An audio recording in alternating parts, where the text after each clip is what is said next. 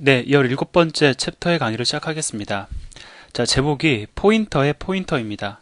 네, 우리가 앞에서 공부했듯이 포인터는요, 상수가 될 수도 있고요. 상수의 형태를 띨 수도 있고, 그 다음에 변수의 형태를 띨 수도 있습니다. 대표적인 게 뭐 상수다라고 하면 배열의 이름이 대표적인 상수 형태의 포인터이죠. 그 다음에 뭐 변수는 뭐 여러분들 잘 아시다시피 포인터 변수가 변수의 형태를 띱니다. 근데 이제 우리가 그냥 보통 이렇게 나눠서 얘기를 하지 않아요. 뭐 예를 들어서 뭔가를 하나를 가리켜서 자, 얘가 포인터다라고 하면은 얘는 거의 대부분 변수인 경우가 많습니다. 그러니까 우리가 변수 형태의 포인터를 가리켜 그냥 포인터 변수다라고 일일이 지적해서 이야기하지 않고요. 보통은 그냥 포인터다라고 얘기를 한다라는 거죠. 뭐 예를 들어서요. 제가 여러분들에게 int 포인터 ptr 이라고 해서 ptr이라는 포인터 변수를 선언했을 때 자, ptr이라는 포인터 변수가 가지고 있는 값, 뭐 이렇게 표현을 정확히 저는 주로 하려고 노력을 했습니다. 강의를 통해서. 근데 이제 일반적으로 프로그래머들은 자, ptr이라는 포인터를 선언을 했으니까 뭐 이런 식으로도 많이 이야기한다라는 거죠. 그래서 이제 그 17번째 챕터에서 우리가 얘기하는 것은 포인터의 포인터. 포인터의 포인터도요, 사실은 상수도 될 수가 있고 변수가 될 수도 있는데 우리가 하는 이야기는 변수 쪽에 초점이 맞추어집니다. 그래서 포인터의 포인터라는 이러한 유형의 변수에 대해서 우리가 이제 17번째 챕터에서 공부를 시작할 겁니다. 자, 미리 말씀을 드리면 파트 2에서도 그랬다시피 뭐 일단 여러분들에게 배열을 설명을 드렸고요. 그 다음에 포인터를 설명을 드렸고 이 둘의 관계에 대해서 나중에 설명을 드렸는데 처음 배열 공부할 때 어렵지 않으셨을 겁니다. 포인터 공부할 때도 어렵지 않았어요. 근데 이제 이들의 어떤 관계를 파헤칠 때 좀 여러분이 어려움을 느끼셨을 겁니다. 자, 지금 파트 3 볼까요? 처음에 제가 여러분들에게 배열을 갖다가 다차원 배열을 설명을 드렸습니다. 그래서 이번에 이제 포인터를 설명을 드리려고 하는 거예요. 안 어렵겠죠? 여기서 우리가 공부했던 것과 마찬가지로. 근데 이제 다음 챕터에서 공부하는 내용은 여러분들이 조금 기대하셔도 좋을 겁니다. 뭐 물론 조금 어렵다라는 뜻으로 제가 이렇게 말씀을 드린 겁니다.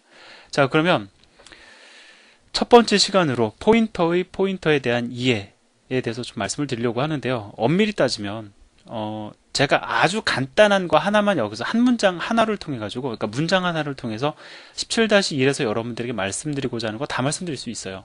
그러니까 핵심은 매우 간단합니다. 근데 그것을 여러분들이 좀 확장해서 이해할 필요가 있는데 그 확장을 돕기 위해서 17-1로 얘를 나누는 겁니다. 예를 들어서요. 제가 문장 하나 써볼게요. 이번 챕터에서 여러분들에게 말씀드리고자 하는 가장 핵심이 되는 거 하나를 제가 한번 써보도록 하겠습니다. 자, num이라는 변수가 있어요. num이라는 변수의 주소값을 저장을 할 때 어떻게 합니까? 우리는 포인터 변수 ptr을 선언을 하죠. 그리고 num이라는 변수의 주소값을 여기에다가 담을 수가 있습니다. 자, 변수이기 때문에 주소값이 있는 것이고 그 주소값을 이 연산자를 이용을 해서 내가 얻어서 저장을 했다라는 겁니다. 자, 그러면 여기서 한 가지 더 생각을 해봅시다. ptr도 변수지요. ptr도 변수입니다. 자, 얘도 변수 num과 마찬가지로 메모리 공간에 할당이 되는 변수입니다. 다만 저장하는 값이 변수, int형 변수의 주소값일 뿐이에요. 그러면 ptr이라는 변수의 이름 앞에 이 연산자를 붙이면 ptr이라는 변수의 주소값을 우리가 얻어낼 수가 있겠죠. 즉, ptr이라는 이름 앞에 AND 연산자를 갖다가 붙여주면 ptr이라는 포인터 변수의 주소값이 반환이 될 겁니다. 뭐 어려운 얘기 아니에요. 우리가 이미 알고 있는 내용을 갖다 제가 포인터 변수에 적용했을 뿐입니다. 자, 그럼 여러분들이 한번 생각을 해보십시오. 이때 반환되는 주소값은 어디에 저장을 해야 될까요? 어떻게 저장을 해야 되겠습니까? 어떠한 변수를 선언을 해서 저장을 해야 될까요? 자, 기본 규칙이 있습니다. 제가 따로 이렇게 정의를 해드린 적은 없었지만 예를 들어서요. 타입형 변수가 있습니다. 타입형 변수. 여기서 얘기하는 타입이라는 것은 일반적인 거를 갖다가 다 총칭하는 겁니다. 얘는 int가 될 수도 있고 더블이 될 수도 있고 int형 포인터가 될 수도 있고 더블형 포인터가 될 수도 있습니다. 그럼 타입형 변수의 주소값을 저장하는 포인터 변수는 어떤 형태로 선언을 합니까? 타입형 변수의 그 타입형 뒤에 요거를 붙이죠. 즉, 요거를 갖다가 좀 더 구체적으로 써보면은 타입형 변수의 이름을 갖다가 num이라고 선언을 한다라고 하면 자, 이 num의 주소값을 저장할 수 있는 타입형 변수는 어떻게 선언을 하냐면 타입 그대로 써주고요. 요거 하나 더 붙여줍니다. 그리고 저장을 할 포인터 변수의 이름을 이렇게 선언을 해주죠.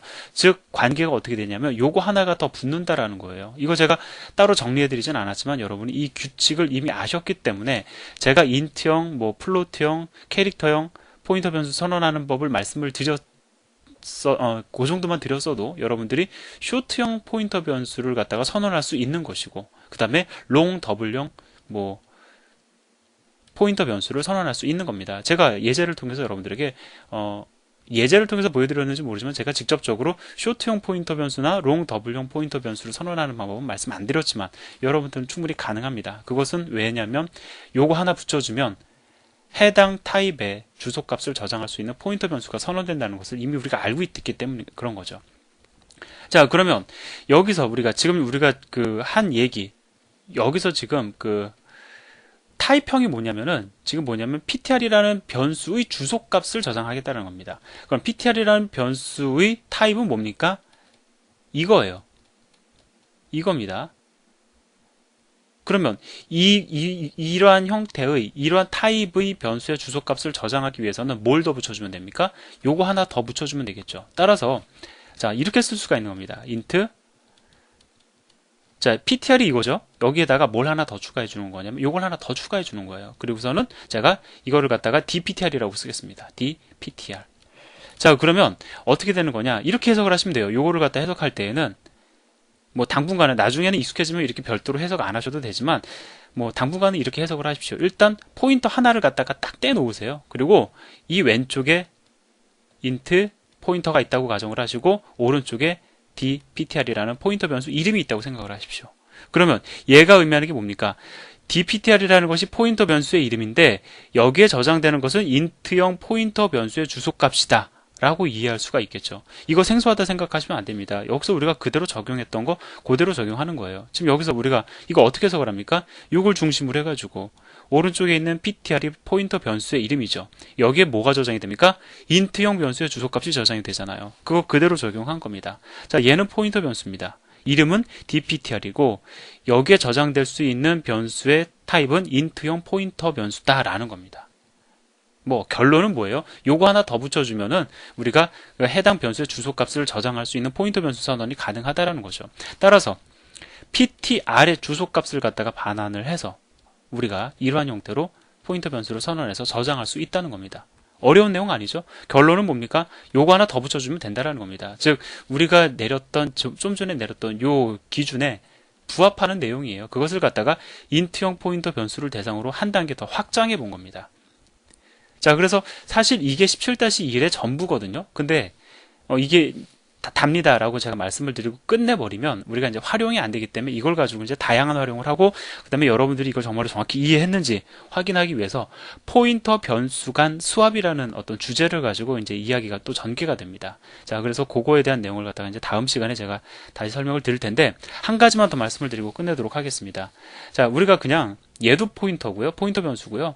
dptr도 포인터 변수입니다. 근데 이렇게 에스크립터가 하나가 붙어서 선언되는 포인터 변수와 두 개가 붙어서 선언되는 포인터 변수를 갖다 구분하기 위해서 뭐라고 얘기를 하냐면 얘를 갖다가 뭐 어떻게 부르든지 사실 이거는 큰 기준은 없어요. 근데 이제 보통 싱글 포인터 변수라고도 부르고요.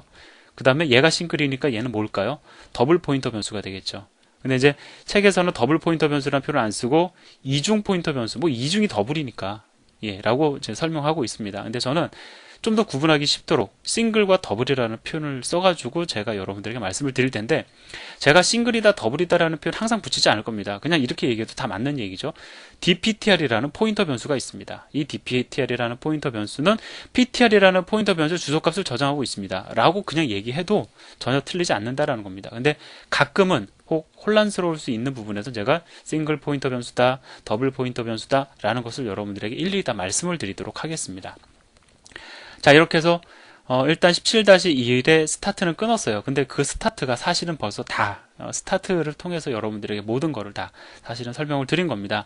이거 이해하기 매우 쉬운 내용이에요. 이제 본론으로 들어가서 다음 시간에 강의 자료를 근거로 해서 또 다시 한번 우리가 강의를 듣도록 하겠습니다. 예, 감사합니다.